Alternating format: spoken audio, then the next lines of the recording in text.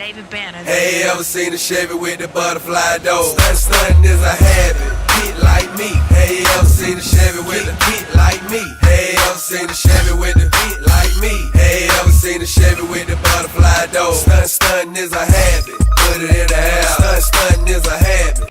Hey, I'm David. And I'm Bob, and today we will be dealing with my 97 Chevy Tahoe stock sound system.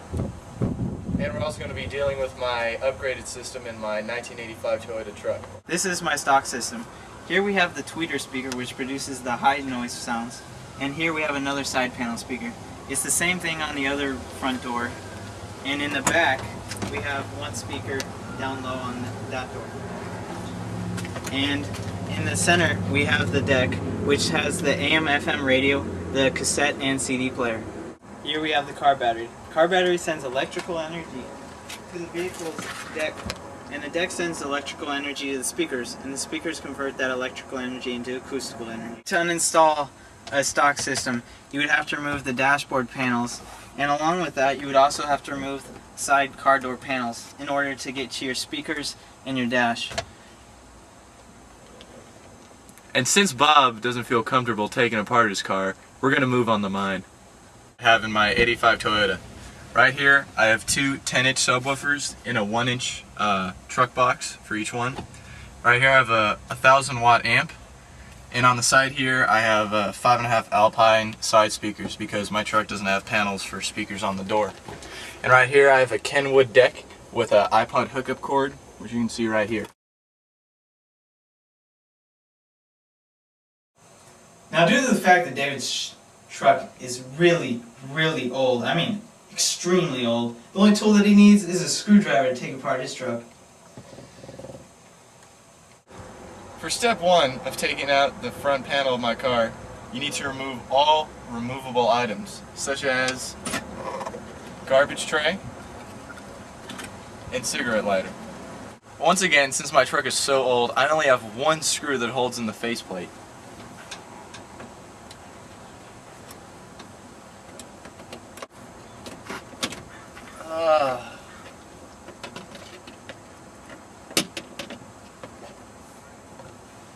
Yeah! Now that I've removed the single screw that holds in my entire deck, I'll show you one thing that you should never do when installing a CD player. When I did it, I kept all my loose wires very badly, and I left a lot of exposed wires that can cause fire hazard or an electrical hazard. As you can see here, these orange, white, and blue wires don't have caps on them. That's very bad. If they connect, they can arc and cause fires and other bad things. This is the heart of the sound system, the power. Now here we have a red cable connected to the battery. The battery delivers the voltage through this red copper cable into the fuse.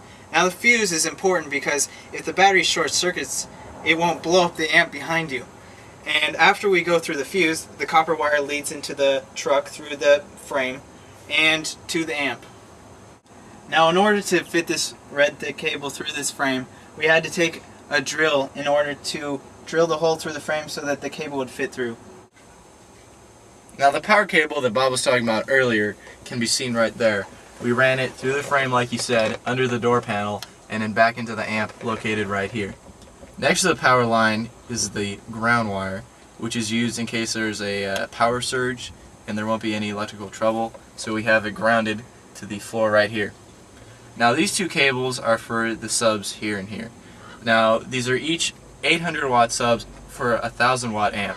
Now usually the sub will run 400 on each half power, but we bridge the connections in the back so each sub is running at its full maximum capacity of 800, and the amp is running even over its capacity at 1,600 watts per amp.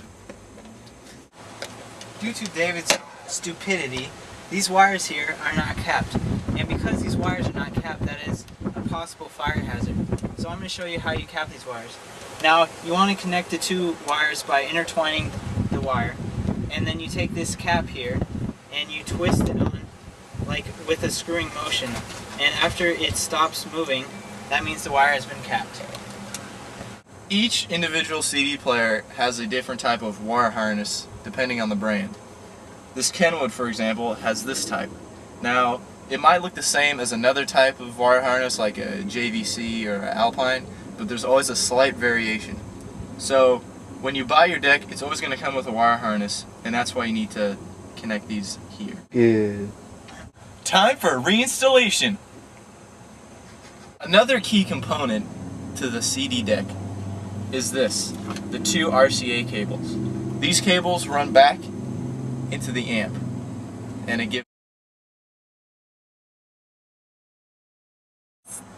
Where's my screwdriver? The universal one that...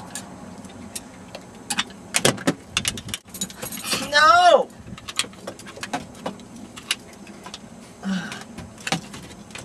Stop! It's always nice to have a helpful partner that'll help you install your CD player. Probably won't use that clip. No, it's pretty good.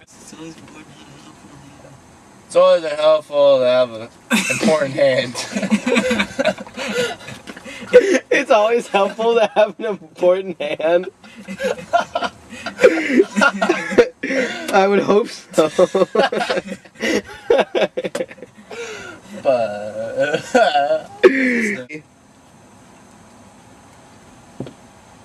Power tools rock! Yay!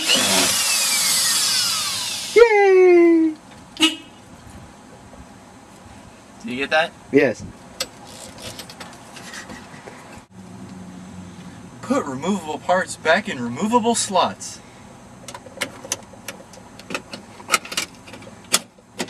Yay! Now we do demonstration. Now that my sound system's been reinstalled, We can demo